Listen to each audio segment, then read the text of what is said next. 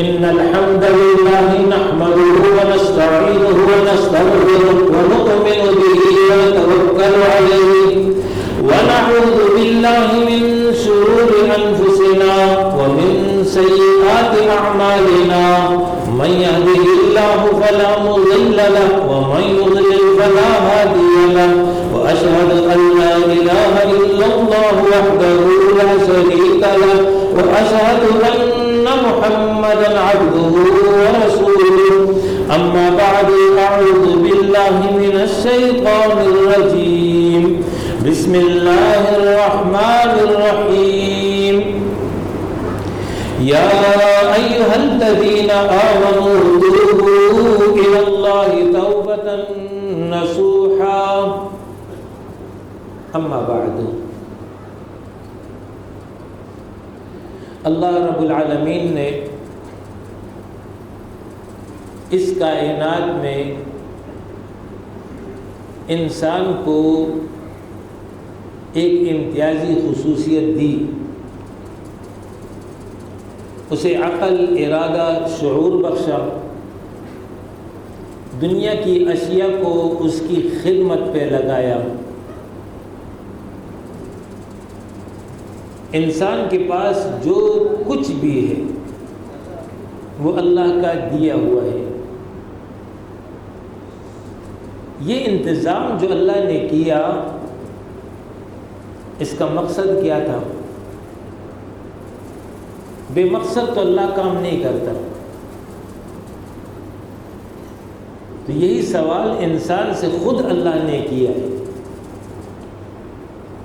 کہ افحسبتم انما خلقناکم عبثا، میں نے تمہیں بے مقصد پیدا کیا، جیسے چاہو زندگی گزارو، وانکم الینا لا ترجعون، مرنے کے بعد واپس میری طرف نہیں آؤ گے، تم سے حساب اور کتاب نہیں ہوگا۔ فتعال اللہ الملک الحق، تو فرمایا کہ اللہ حقیقی بادشاہ ہے، وہ لا یعنی کام نہیں کرتا۔ تو یہ انتظام کیوں کیا؟ تو اس کا جواب یہ دیا ہے کہ وما خلقت الجن والانس الا لیعبدون، یہ انسان میری عبادت کرے گا۔ عبادت کہتے ہیں اللہ کی رضا اور اس کے پسند کے مطابق زندگی گزارنا، اور اسی کو اللہ رب العالمین نے انسان کے لیے امتحان بنا دیا۔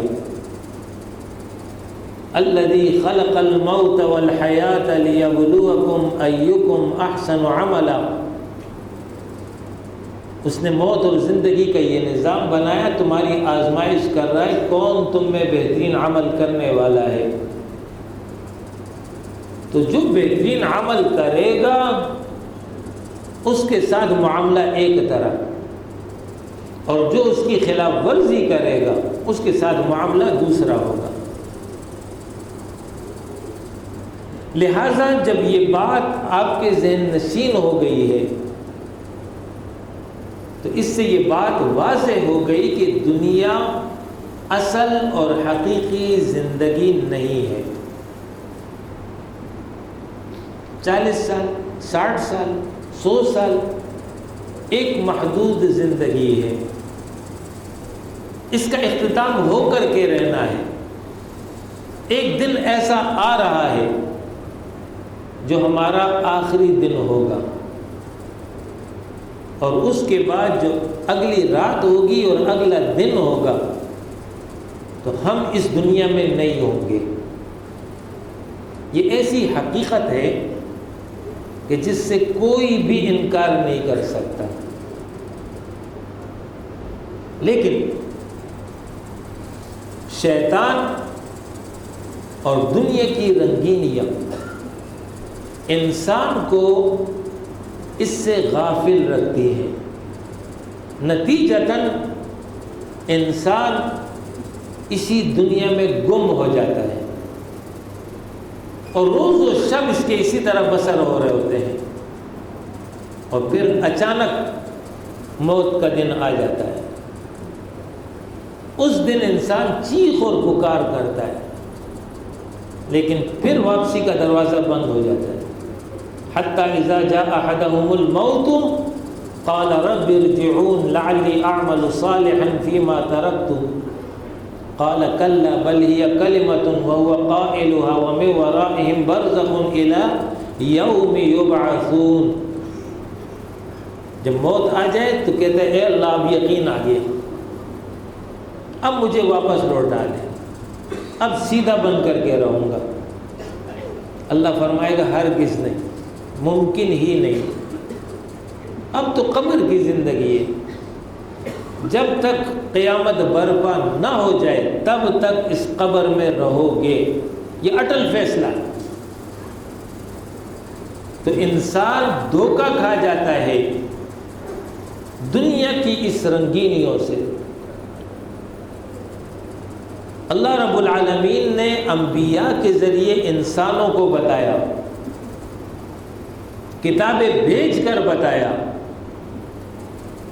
کہ اے انسان اپنی حقیقت کو پہچان، اپنی حیثیت کو پہچان، اپنی ذمہ داری کو پہچان۔ تم اس دنیا کے لیے نہیں ہو، یہ دنیا تمہارے لیے نہیں ہے، یہ صرف وقت مہلت ہے اور یہ امتحان کی جگہ ہے۔ وقت مہلت تمہیں 40 سال 60 سال کی صورت میں دی ہے، اور یہ دنیا کی زندگی کو امتحان کی جگہ بنایا ہے۔ قرآن واضح الفاظ میں پیغام دے رہا ہے، وَمَا الْحَيَاةُ الدُّنْيَا إِلَّا مَتَاعُ الْغُرُورِ۔ لوگوں، دنیا کی زندگی سامان ہے دھوکے کا۔ انسان سمجھتا ہے میں جوان، صحت مند ہوں، مالدار ہوں، صاحب حیثیت ہوں، صاحب اقتدار ہوں، لیکن وہ یہ دھوکہ ہے جو اس سے کھا رہا ہے۔ جو آج جوان ہے کل اس نے بوڑھا ہونا ہے، جو آج مالدار ہے کل اس نے غریب ہونا ہے، جو آج صحت کی حالت میں ہے کل اس نے بیمار ہونا ہی ہے، جو آج زمین کے اوپر گھوم رہا ہے کل زمین کے پیٹ میں ہوگا۔ کبھی سخی حسن ویسی چکر لگا لیا کریں، محمد شاہ قبرستان چکر لگا لیا کریں، حقیقت سامنے آ جائے گی۔ میری اور آپ کی طرح انسان تھے جو اسی دنیا میں گھومتے پھرتے تھے، لیکن آج کہاں پر ہیں؟ تو ایسے ہی ہمارے ساتھ ہونے والا ہے، ایسا نہیں کہ نہیں ہوگا، ہم بچ جائیں گے، بچنے کی کوئی صورت ہی نہیں ہے۔ لازماً ہمیں اس سے دوچار ہونا ہے، کل ہماری قبر بننے والی ہے، کل یہ عمل کا کھاتا بند ہو جائے گا، لیکن دنیا کا یہ ظاہری چمک دمک ہمیں دھوکے میں رکھ دیتا ہے۔ قرآن نے اس دنیا کی زندگی کو سراب قرار دیا ہے۔ سراب عربی میں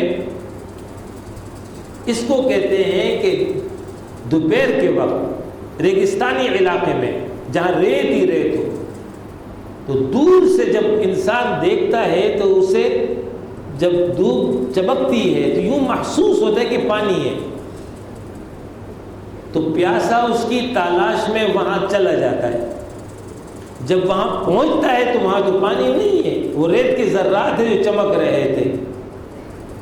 اللہ نے فرمایا یہ دنیا کی زندگی ایسی ہی ہے، انسان مال مال مال، دولت دولت، عزت شہرت، جائیداد، منصب، اختیار، اسی میں لگا ہوا ہے، اور جب جمع ہو جاتا ہے موت سر پہ آ جاتی ہے، وہ سب کا سب دھرے کا دھرا رہ جاتا ہے۔ خالی آیا تھا خالی واپس چلا جاتا ہے، جو بنایا تھا وہ کسی اور کے حوالے کر دیتا ہے۔ اس سے بڑا دھوکہ دنیا اور کیا ہوگا؟ اعلموا انما الحیات الدنیا لعب ولہو وزینۃ وتفاخر بینکم وتکاثر فی الاموال والاولاد کمثل غیث اعجب الکفار نباته ثم یہیج فتراه مصفرا ثم یکون حطاما وفی الآخرۃ عذاب شدید ومغفرۃ من اللہ رضوان۔ اے لوگوں خوب جان لو، بے شک یہ دنیا کی زندگی کھیل تماشا ہے۔ کھیل تماشا تو سمجھتے ہیں نا، چھوٹے بچے ہوتے ہیں، گاڑی سے کھیل رہے ہیں، کھلونے سے کھیل رہے ہیں۔ آپ میں سے کسی کو یاد ہو یا بھی کہیں ہوتا ہو، جب ریت کے ٹرک آتے تھے، بجری گرتی تھی تو اس میں گھر بناتے تھے، تو تھوڑی دیر گھر بنایا، کھیل رہے ہیں، اس کے بعد خود ہی توڑ کے چل دیتے ہیں۔ بچے جب یہ کام کرتے ہیں تو ہم کہتے ہیں یہ کھیل رہے ہیں۔ جو لوگ آج قبرستان میں مدفون ہیں نا، اگر وہ واپس آ جائیں اور ہماری اس حالت کو دیکھ لیں تو ہمیں کہیں گے یہ کھیل رہے ہیں۔ ابھی ہمارے اوپر حقیقت کھلی نہیں ہے، تو قرآن ہم پر یہ حقیقت کھول رہا ہے کہ تم کھیل رہے ہو، یہ دنیا حقیقی زندگی نہیں ہے، دھوکے کی زندگی ہے۔ لعب ولہو زینۃ، خوبصورتی، تفاخر بینکم، ایک دوسرے پر فخر جتلانا، تکاثر فی الاموال والاولاد، مال اور اولاد کی کثرت کا اظہار کرنا ہے، یہ ہے دنیا۔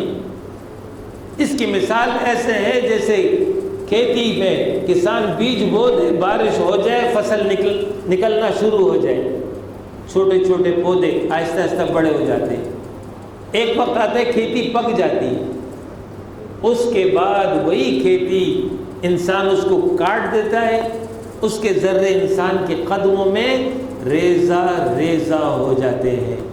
بعین ہی انسان ہے، اسی مٹی سے پیدا ہوا، جوان ہوا، بڑھاپے تک پہنچ گیا، دوبارہ قبر میں روانہ ہو گیا۔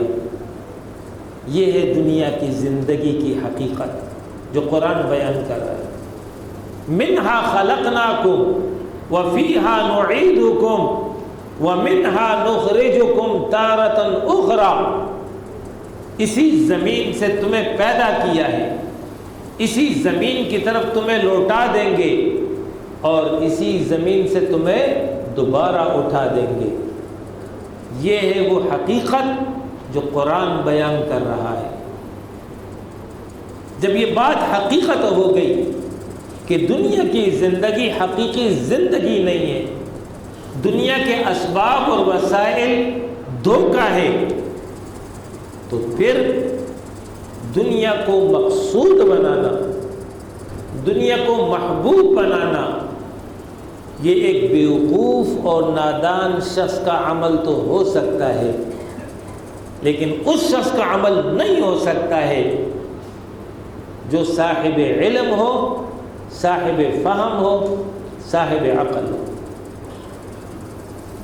لہذا رسول اللہ صلی اللہ علیہ وسلم نے اپنے صحابہ کی تربیت اس انداز سے کی کہ ان کو یہ دونوں چیزیں بخوبی سمجھا دی تھی کہ تمہاری زندگی کی حقیقت کیا ہے اور اس دنیا کی حقیقت کیا ہے۔ آپ صلی اللہ علیہ وسلم نے فرمایا، سمندر میں انگلی ڈبو کر کے دیکھو کتنا پانی ہے، فرمایا یہ ہے دنیا، اور دوسری طرف سمندر ہے، گویا کہ وہ آخرت ہے۔ آخرت تو، سمندر تو پھر بھی محدود ہے اور آخرت لا محدود ہے، کوئی موازنہ ہی نہیں ہے۔ مجرم سے اللہ پوچھے گا کم لبثتم فی الارض عدد سنین، دنیا میں کتنا عرصہ رہے؟ وہ کہے گا جی میں تو ایک دن یا شام کا کوئی وقت تھا، صبح کا کوئی وقت تھا، اس سے زیادہ تو میں نہیں رہا ہوں۔ عشیۃً او ضحاہا، شام کا وقت تھا یا صبح کا وقت تھا؟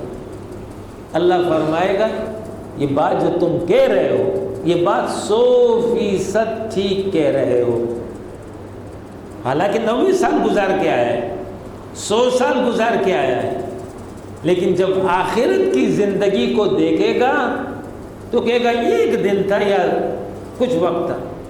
اللہ فرمائے گا بات تمہاری ٹھیک ہے، لو انکم کنتم تعلمون، اگر اس بات کو تم دنیا میں سمجھ لیتے آج تمہارا یہ حال نہ ہوتا۔ یہ ہے دنیا کی زندگی، خود اس دنیا کی کیا قدر و قیمت ہے۔ تو رسول اللہ صلی اللہ علیہ وسلم ایک موقع پر اپنے صحابہ کے ہمراہ کہیں سے گزر رہے تھے تو بکری کا مردہ بچہ دیکھا، تو صحابہ سے پوچھا کہ تم میں سے کون اس کو 1 درہم پر خریدے گا؟ صحابہ نے عرض کیا اللہ کے رسول اس کو تو کوئی مفت نہیں خریدے گا، چلے جائے کہ 1 درہم خرچ کرے۔ نبی اکرم صلی اللہ علیہ وسلم نے فرمایا جتنا یہ حقیر ہے تمہارے نظر میں، دنیا اس سے زیادہ حقیر ہے اللہ کی نظر میں۔ فرمایا دنیا ملعون ہے، لعنت کی گئی ہے، سوائے اللہ کے ذکر کے، سوائے اچھے اعمال کے، عالم اور متعلم کے، باقی سب ملعون ہے۔ ایک موقع پر مدینے میں ایک مقام سے گزر رہے تھے، دیکھا ایک قبہ نما عمارت تعمیر ہو رہی تھی۔ صحابہ سے پوچھا یہ کس کی ہے؟ صحابہ نے بتا دیا حضرت فلاں انصاری صحابی کی ہے۔ خاموش رہے، کوئی جواب نہیں دیا۔ مسجد میں بیٹھے درس دے رہے تھے، صحابہ بیٹھے ہوئے، وہی صحابی آ گئے، آپ صلی اللہ علیہ وسلم کو سلام کیا، آپ نے جواب نہیں دیا، پھر سلام کیا، پھر جواب نہیں دیا۔ وہ سمجھ گئے کہ کوئی مسئلہ ہے، تو ساتھیوں سے پوچھا کہ آج نبی اکرم صلی اللہ علیہ وسلم کی توجہ میری طرف نہیں ہے، بے رخ کی وجہ کیا ہے؟ صحابہ نے بتا دیا کہ تمہاری عمارت کو دیکھا تھا، پوچھنے پر ہم نے بتا دیا۔ وہ فوراً سمجھ گئے کہ مسئلہ کیا ہے، وہاں سے اٹھے اور سیدھا گئے اور اپنی اس عمارت کو زمین بوس کر دیا۔ دوسرے موقع پر رسول اللہ صلی اللہ علیہ وسلم اس مقام سے گزرے، دیکھا تو وہ عمارت نہیں تھی۔ صحابہ سے پوچھا کہ وہ عمارت کہاں گئی؟ تو بتایا اللہ کے رسول اسے آپ کی ناراضگی کا علم ہو گیا، اس نے وہ عمارت گرا دی۔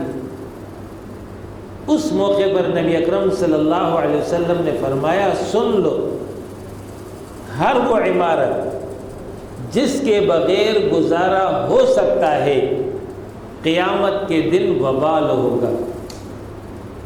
آپ صلی اللہ علیہ وسلم نے فرمایا جاگیریں مت بناؤ ورنہ تم اس میں منہمک ہو جاؤ گے۔ آپ صلی اللہ علیہ وسلم کے جسم مبارک پر صحابہ نے مٹی دیکھی جو زمین پر لیٹنے کی وجہ سے لگی تھی، عرض کرنے لگے اللہ کے رسول ہمیں اجازت دیں، آپ کے لیے کوئی نرم گدا بچھا دیں، بنا لیں۔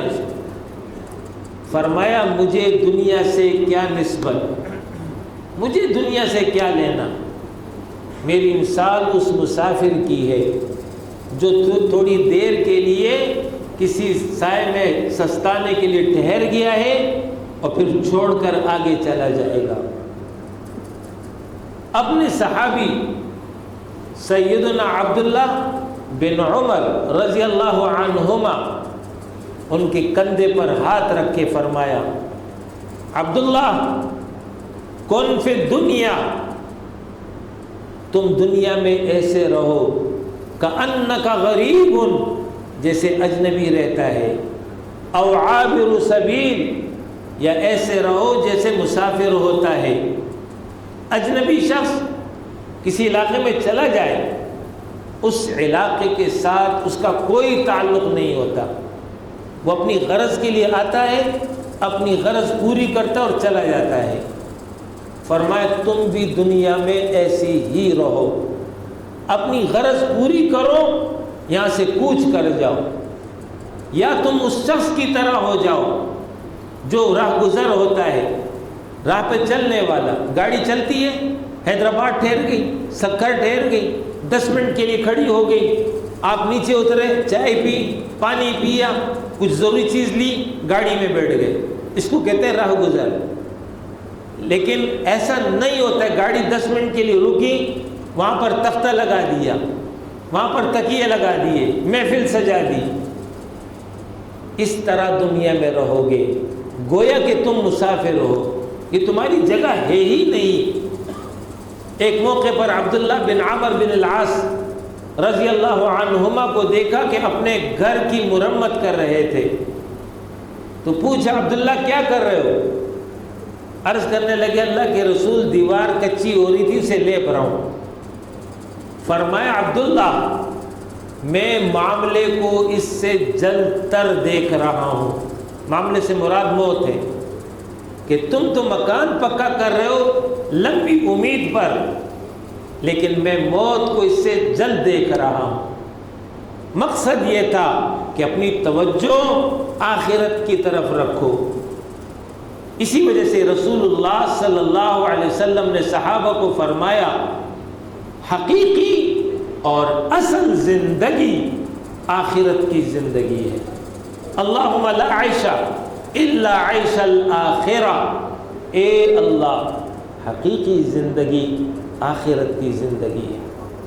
وہ شخص جو دنیا کی محبت میں گرفتار ہو جائے، دنیا کو اپنے مقصود ٹھہرا دے، اس کا جینا اور مرنا دنیا بن جائے، رسول اللہ صلی اللہ علیہ وسلم نے اسے بددعا دی، تعس عبد الدینار تعس عبد الدرہم، ہلاک ہو جائے ڈالر، روپیہ، دینار کا بندہ، اسے ملے راضی ہوتا ہے، نہیں ملے ناراض ہوتا ہے، فرمایا اس کے پیر میں کانٹا بھی چبھ جائے کوئی نہیں نکالے، یہ ذلیل ہو جائے، یہ رسوا ہو جائے۔ اس طرح بددعا دی ہے جو دنیا کی محبت میں گرفتار ہو جائے، جو آخرت سے غافل ہو جائے، جو دنیا کو اپنی مقصود اور منزل ٹھہرا دے۔ لہذا توجہ دی گئی ہے کہ تم دنیا کے لیے نہیں بنے ہو، دنیا تمہارے لیے بنی ہے۔ دنیا سے اتنا فائدہ اٹھاؤ جتنی تمہاری ضرورت ہے۔ اصل ہدف جنت ہے، اصل ہدف رب کی رضا ہے۔ لہذا یہ تعلیم دین نہیں دیتا کہ تم دنیا چھوڑ دو، کونوں خدروں میں چلے جاؤ، رہبانیت اختیار کر لو، یہ تعلیم نہیں دیتا۔ دنیا میں رہو، ذمہ داریاں اٹھاؤ، گھر بناؤ، شادی کرو، کاروبار کرو، حلال کماؤ، حقوق ادا کرو، سب کچھ کرو، لیکن اس دل میں دنیا کی محبت نہیں ہونی چاہیے۔ اس دل میں صرف اللہ کی محبت ہونی چاہیے۔ دل میں اللہ کی محبت ہو، دل میں اللہ کا خوف ہو، دل میں اللہ کی معرفت ہو، بندہ اس طرح دنیا میں زندگی گزارے کہ روز محشر اللہ یہ فرما دے یہ بندہ دو عالم سے خفا میرے لیے ہے۔ یہ ہے وہ مطلوب اور مقصود ایک انسان سے کہ تمہاری منزل دنیا نہیں ہے۔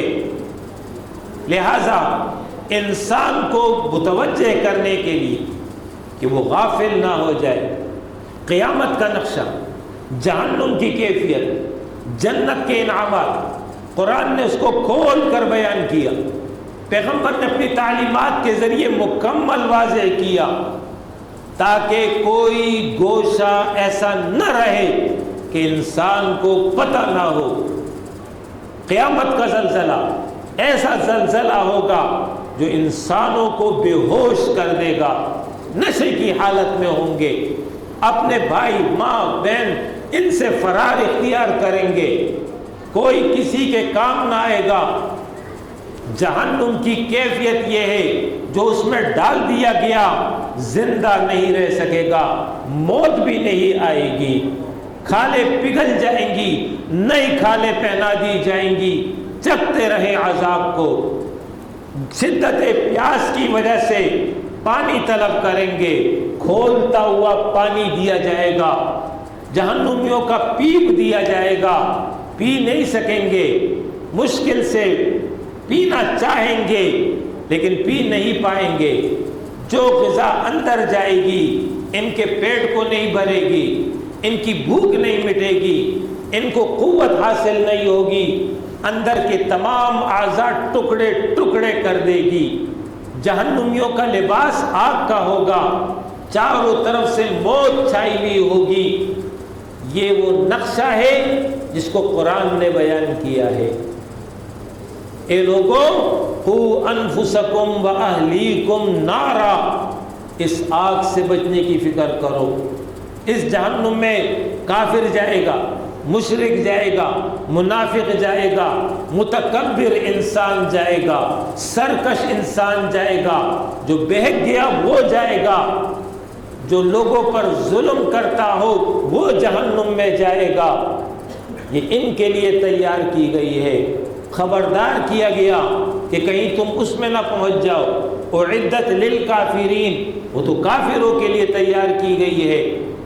جنت کی ترغیب دی ہے، ایسی عظیم الشان جنت نہ کسی آنکھ نے دیکھا، نہ کسی کے دل میں خیال آیا، اور نہ ہی اس کا تصور کوئی کر سکتا ہے، جس کے 8 دروازے، 2 دروازوں کے درمیان 40 سال کی مسافت، جس کو اتنا بڑا بنایا گیا کہ زمین سے کروڑہا اربہا بڑی جنت ہے۔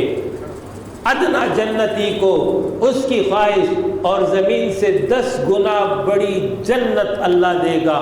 جو اس سے پہلے گئے ہوں گے ان کا کیا مقام ہوگا، جس کے محلات سونے اور چاندی کے بنے ہیں، جس میں درخت اتنے بڑے 100 سال کی مسافت پر سایہ ختم نہ ہو، جس میں جب انسان داخل ہوگا عیش میں رہے گا، سکون میں رہے گا، اطمینان کی حالت میں رہے گا، ہر خواہش اور آرزو اس کی پوری ہو جائے گی، قسم قسم کے میوے ہوں گے، اس سے وہ لطف اندوز ہوگا۔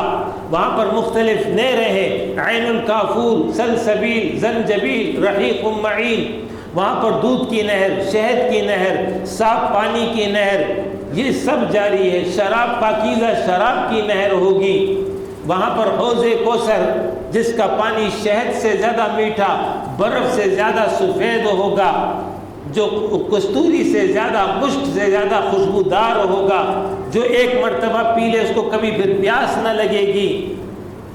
یہ ہے وہ جنت جس میں 100 درجات ہیں، 2 درجوں کے درمیان زمین آسمان جتنا فاصلہ ہے، جس میں ماں باپ اور اولاد کو اکٹھا کر دیا جائے گا، ہر تمنا اور ہر خواہش پوری ہو جائے گی۔ وہاں موت نہیں آئے گی، وہاں جوانی بڑھاپے میں تبدیل نہیں ہوگی، وہاں بھوک اور پیاس کا کوئی تصور نہیں ہوگا، کھانا پینا لذت کے لیے ہوگا، جہاں رب کا دیدار ہوگا، جہاں رب کی رضا ملے گی۔ یہ سب کچھ اس جنت میں ہے۔ اس جنت کے حوالے سے تعلیم دی ہے، سارعوا الی مغفرۃ من ربکم وجنہ، لوگوں دوڑ چلو رب کی مغفرت کی طرف، جنت کی طرف، یعنی ایسے اعمال کرو جس کے نتیجے میں تمہیں جنت مل سکے، جس کے نتیجے میں تمہیں رب کی رضا مل سکے۔ وہ حقیقی زندگی ہے، جو اس میں داخل ہو گیا وہ کامیاب ہو گیا۔ فمن زحزح عن النار وادخل الجنہ فقد فاز، یہ ہے اصل کامیابی۔ نہ مال، نہ دولت، نہ عزت، نہ شہرت، نہ جائیداد، نہ منصب، نہ اختیار، ان میں سے ایک بھی معیار کامیابی نہیں ہے۔ معیار کامیابی یہ ہے جو جنت میں داخل ہو گیا، جو جہنم سے بچ گیا۔ جنت آرزو کی بنیاد پر نہیں ملے گی، خواہش کی بنیاد پر نہیں ملے گی، اس کے لیے عمل لازم ہے، ایمان درست ہونا چاہیے، عمل کی اصلاح ہونی چاہیے، جو احکامات الہیہ ہیں اس کی پابندی ہونی چاہیے، جو فرائض ہیں اس کی تکمیل ہونی چاہیے، 5 وقت نماز مستقل فرض ہے، رمضان کے روزے فرض ہیں، زکوٰۃ فرض ہے، حج فرض ہے، جس پر فرض ہے اس کو ادا کرنا لازم ہے۔ نوافل کی شکل ترتیب بتائی گئی ہے، نوافل کا اہتمام کرو۔ فرائض کے ذریعے اللہ کا قرب ملتا ہے، نوافل کے ذریعے اللہ کی محبوبیت حاصل ہوتی ہے۔ یہ ہے سارعوا الی مغفرۃ من ربکم وجنہ، یہ ہے مغفرت کا راستہ، یہ ہے جنت کا راستہ۔ والدین کی خدمت کرو، اولاد کی تربیت کرو، پڑوسیوں کے ساتھ حسن سلوک رکھو، رشتہ داروں کے حقوق ادا کرو، سچ بولو، امانت کا خیال رکھو، دھوکہ کسی کو مت دینا، جھوٹ مت بولنا، فراڈ مت کرنا، قتل اور زنا کے قریب نہیں جانا، غیبت مت کرو، بہتان کسی پر مت لگاؤ، تجسس نہ کرو۔ اس تمام تعلیمات ہیں جو قرآن نے بیان کی ہیں، جو پیغمبر نے بیان کی ہیں۔ یہ وہ ذرائع ہیں جس کے نتیجے میں جنت کا راستہ ملتا ہے۔ کامل عبدیت مطلوب ہے، مکمل اطاعت مطلوب ہے۔ قرآن کی صورت میں، پیغمبر کی تعلیمات کی صورت میں ہمیں پہنچا دی گئی ہے۔ ترکت فیکم امرین لن تضلوا ما تمسکتم بہما کتاب اللہ و سنت نبیہ، دو چیزیں چھوڑ کے جا رہا ہوں، کبھی گمراہ نہیں ہوگے۔ ایک اللہ کی کتاب ہے، ایک میرا طریقہ ہے، لہذا عمل کرو گے کامیاب ہو جاؤ گے۔ یہ ہے وہ جنت۔ سارعوا الی مغفرۃ من ربکم جنہ، دوڑ چلو رب کی مغفرت کی طرف، دوڑ چلو جنت کی طرف۔ اپنی اصلاح کریں، اپنی زندگیوں کو بدلیں، اپنی انفرادی اصلاح کریں، اپنے گھر کی اصلاح کریں، اپنے بچوں کی تربیت کریں۔ بچے بگڑ رہے ہیں، بچے گمراہ ہو رہے ہیں۔ یہ جو آلہ ہے چھوٹا سا، اس آلے نے تباہی مچائی ہوئی ہے۔ اس آلے کے ذریعے چھوٹے بچے 10 ایجز جس کو کہتے ہیں، 14 سال، 15 سال، 16 سال، 18 سال، یہ بچے ٹارگٹ ہو رہے ہیں۔ 7000 توہین رسالت کے کیس پاکستان کی عدالتوں میں رجسٹرڈ ہو گئے ہیں۔ یہ توہین رسالت یہودیوں نے نہیں کیے، عیسائیوں نے نہیں کیے، ہندوؤں نے نہیں کیے، مسلمان بچوں نے کیے ہیں۔ اور کیوں کیے ہیں؟ وجہ یہ ہے کہ اس کے ذریعے ایسے گینگ کام کر رہے ہیں جو ان بچوں کے ذہن کو خراب کر رہے ہیں، فحاشی کے ذریعے اور یعنی اور بے حیائی کے ذریعے، لڑکا لڑکی کی ملاقات اس کے ذریعے کراتے ہیں، تصویروں کا تبادلہ ہوتا ہے، پھر ان تصویروں پر مطالبہ ہوتا ہے اگر تم مجھ سے محبت کرتی ہو یا کرتے ہو، اللہ کا نام لکھو، پیغمبر کا نام لکھو۔ اس طرح توہین کروائی جا رہی ہے۔ 2 بچوں کو گجرانوالہ عدالت نے اس میں سے ایک کو موت کی سزا سنا دی، ایک کو 3 مرتبہ عمر قید کی سزا سنا دی۔ وجہ کیا ہے؟ وجہ یہی ہے، قوا انفسکم واہلیکم نارا، بچوں کی فکر کرو، بچوں کو صرف انگریزی اسکول میں مت چھوڑو کہ انگریزی اسکول میں جو پڑھ لیں گے۔ انگریزی اسکولوں سے ڈاکٹر بن جائے گا، انجینئر بن جائے گا۔ میں منع نہیں کرتا ہوں کہ ڈاکٹر مت بناؤ، اچھا ڈاکٹر بناؤ، اچھا انجینئر بناؤ، دنیا کا اچھا فرد بناؤ، لیکن پہلے اچھا مسلمان تو اسے بناؤ، عقیدت اسے سکھاؤ، ایمان تو درست کرو، آخرت کا تصور تو اس کے دماغ میں بٹھاؤ، اللہ کا خوف اس کے دل میں پیدا تو کرو۔ آپ کے کالج، آپ کی یونیورسٹیاں، آپ کے تعلیمی اداروں میں، اس کے سلیبس میں کوئی تعلیم اس حوالے سے نہیں ہے۔ رسمی تعلیم ہے، اسمی تعلیم ہے۔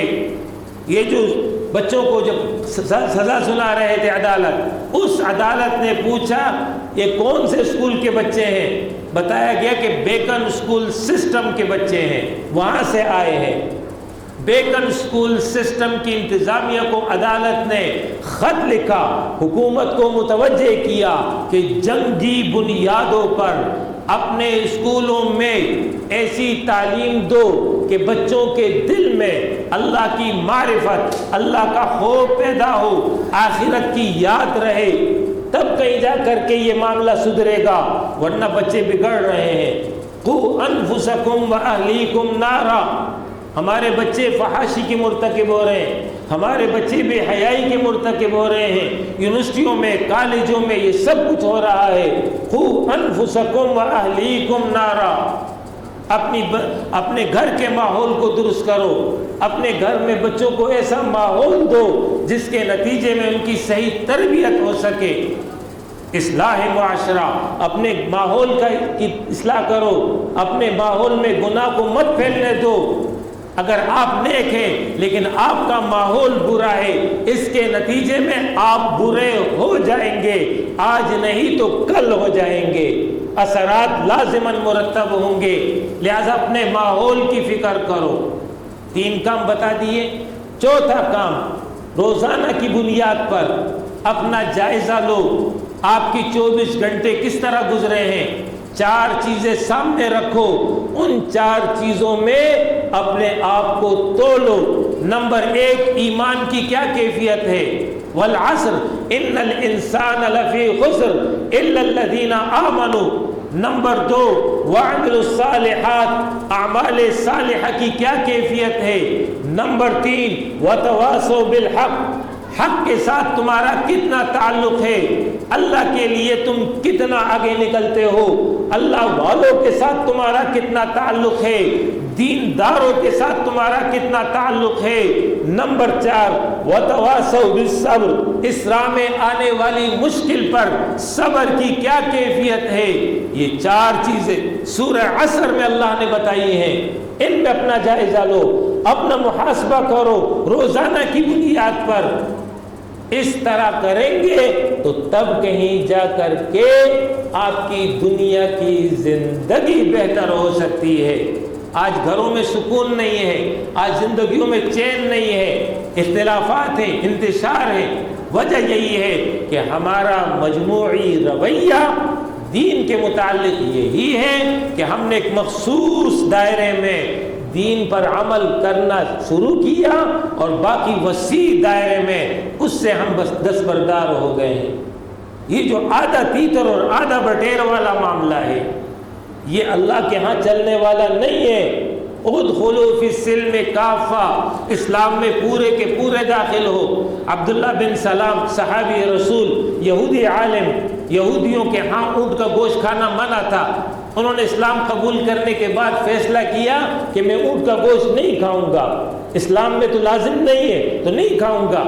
قرآن کی آیت آ گئی، ادخلوا فی السلم کافہ۔ یہ جو تمہارا تصور ہے یہ اسلام کے خلاف تصور ہے، آئے ہو تو پورے کے پورے آؤ۔ جب اسلام اتنی سی چیز کو برداشت نہیں کرتا ہے، ہمارے اس مجموعی رویے کو کیسے برداشت کرے گا؟ ہمارا سودی نظام چل رہا ہے، ہمارا عدالتی نظام کفر پر مبنی چل رہا ہے، ہمارا اجتماعی ماحول بے حیائی پر مبنی ہے، اور ہم جو ہے سمجھتے ہیں کہ نماز، روزہ، زکوٰۃ، ذکر، تلاوت، تسبیح کر لیں گے مسئلہ حل ہو جائے گا۔ ایسا نہیں ہوگا۔ کل کا کل اللہ کو چاہیے۔ قل ان صلاتی و نسکی و محیای و مماتی للہ رب العالمین، آپ کہہ دیجئے میری نماز، میری قربانی، میرا جینا اور میرا مرنا ایک اللہ کے لیے ہے، میں اسی کا بندہ ہوں، اس کے علاوہ کسی کی بندگی نہیں کرتا۔ لہٰذا آپ کو اس حوالے سے فکر مند ہو جانا چاہیے۔ وہ دائرہ جہاں پر آپ خود مختار ہیں، جہاں آپ کا اختیار چلتا ہے، وہاں پر آپ نے خود پورے دین پر عمل کرنا ہے۔ جو حصہ آپ کے دائرے میں ہے، آپ کا اختیار اور قدرت اس پر حاصل ہے، وہاں پر دین کے مطابق عمل کرانا آپ کی ذمہ داری ہے۔ آپ کا گھر ہے، آپ کی دکان ہے، آپ کا ادارہ ہے، آپ کا بزنس ہے، اس پر آپ کا اختیار ہے، وہاں دین کے مطابق عمل کرانا آپ کی ذمہ داری ہے۔ اور وہ وسیع دائرہ جہاں پر آپ اکیلے اس میں کوئی تبدیلی نہیں لا سکتے، آپ بینک کا نظام نہیں بدل سکتے، آپ تعلیمی نظام نہیں بدل سکتے، آپ عدالتی نظام نہیں بدل سکتے، آپ پارلیمنٹ کا نظام نہیں بدل سکتے، مجھے پتہ ہے نہیں بدل سکتے، لیکن پھر اس کے لیے جو اجتماعی قوت موجود ہے، جو اجتماعی طاقت موجود ہے، پھر اس کا ساتھ دیں، اس کا ہم نوا بن جائے۔ ایسا نہ ہو کہ آپ اکیلے رہیں اور سمجھے کہ مسئلہ حل ہو جائے گا، ایسا نہیں ہوگا۔ رسول اللہ صلی اللہ علیہ وسلم کی زندگی کے مشن کے 5 نکات ہیں، آج آپ کو بتا رہا ہوں، سنیے پیغمبر نے زندگی کیسے گزاری ہے۔ نمبر 1، ابلاغ دین، بلغ ما انزل الیک، آپ نے اس وحی کو جو آپ پر آئی تھی آپ نے سب کو پہنچا دی، آخری سانس تک پہنچاتے رہے، یہ پہلا کام تھا۔ دوسرا کام آپ کا یہ تھا تعلیم دین، یعلمہم الکتاب والحکمہ، جو قرآن و سنت کی تعلیم دی گئی ہے اپنے صحابہ کو اس سے مزین کریں، یہ دوسرا کام تھا۔ تیسرا کام تزکیہ نفس، لوگوں کو پاک کیا شرک سے، کفر سے، نفاق سے، بدعات و رسوم و رواج سے، دل سے حسد، کبر، بغض، ان سب کو نکال دیا، دل میں اللہ کی محبت پیدا کر دی، اللہ کی معرفت پیدا کر دی۔ یہ تیسرا کام تزکیہ نفس کی صورت میں ہوا۔ چوتھا کام اظہار دین، لیظہرہ علی الدین کلہ، قولی طور پر، عملی طور پر، علمی طور پر دنیا کے سامنے واضح کر دیا یہی دین حق ہے، اس کے علاوہ کوئی دین حق نہیں ہے۔ پانچواں کام اقامت دین، رسول اللہ صلی اللہ علیہ وسلم نے اپنی زندگی میں عملاً دین کو قائم رائج نافذ کر دیا، پورے جزیرۃ العرب پر کلمہ لا الہ الا اللہ عملاً قائم رائج نافذ کر دیا۔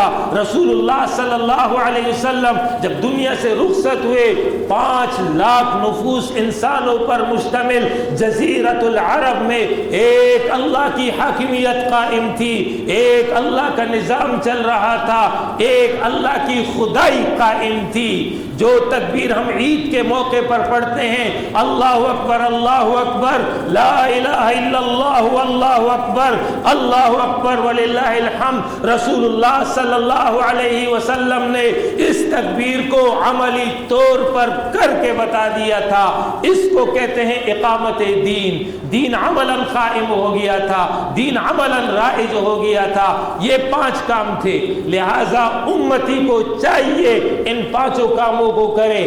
اس حوالے سے جو اجتماعیت موجود ہے، جو نظم موجود ہے، آج میں آپ کو دعوت دے رہا ہوں، آئیے قریب سے دیکھیے، آئیے قریب سے ٹٹولیے کون لوگ ہیں جس کام کو کر رہے ہیں۔ میرا شیخ مولانا گوہر رحمان رحمہ اللہ دنیا سے رخصت ہو گئے، انہوں نے مجھے وصیت کی ہے، بچے تعلیم میں نے تمہیں دی ہے، وعدہ کرو ساری زندگی قرآن بیان کرو گے، وعدہ کرو حدیث کا درس دو گے، وعدہ کرو دین کے مطابق عمل کرو گے، وعدہ لیا ہے اقامت دین کی جد و جہد میں شریک رہو گے، اعلاء کلمت اللہ کی جد و جہد میں شریک رہو گے۔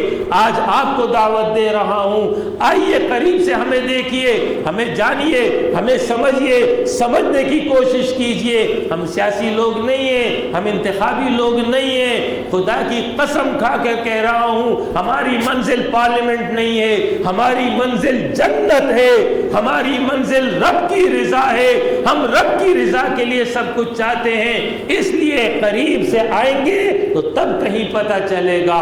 لہٰذا یہ وہ پیغام ہے جو آج رمضان میں آپ کو دے رہا ہوں، قو انفسکم، اپنے آپ کو بھی بچاؤ، قو اہلیکم، اپنے آپ کو بھی بچاؤ، توبو الی اللہ توبۃ نصوحا، یہی وہ سچی توبہ ہے۔